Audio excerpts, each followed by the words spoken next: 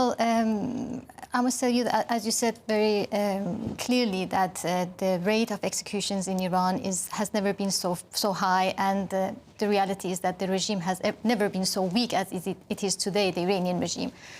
With the executions of over 1,200 people is only to install fear in the society, to prevent any uprisings from the Iranian people, because the regime knows that there is a huge uprising coming up, which will be the hugest, and which will actually, as you know better, there has been several uprisings since 2018 until now, because the people of Iran, they have said it many times, they don't want this regime.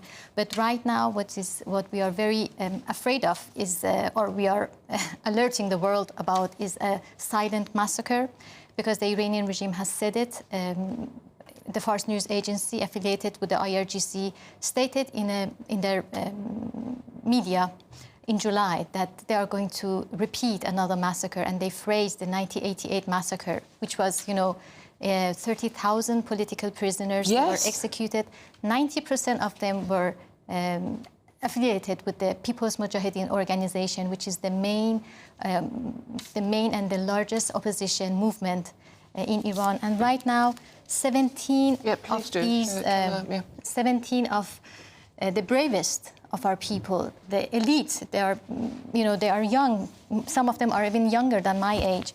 They are right now in any minute they can be executed. And I just wanted your audience to know who they are. For example, Wahid, he's 33 years old, and he's an electrical engineer. He was champion in mathematics, swimming, and drawing.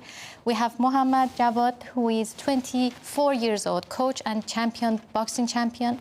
We have Ehsan, who is 22, student in mechanical engineering. We have Puya, 33, who is also electrical engineer, and Babak, 34, who is a law graduate. So they are really the elite and the best and the heroes in our country who are at risk of being executed by the Iranian regime, only because... What have they been accused of? That is a very good question. They have been accused for their affiliation with the People's Mujahideen organization, which is known as MEK. Exactly. Only because they want freedom, only because they want democracy. This is what we have here for granted. Why should the people of Iran not have that? And there are women involved as well. There are women being held. Exactly. There are women, actually, in September last month, 200 people were executed.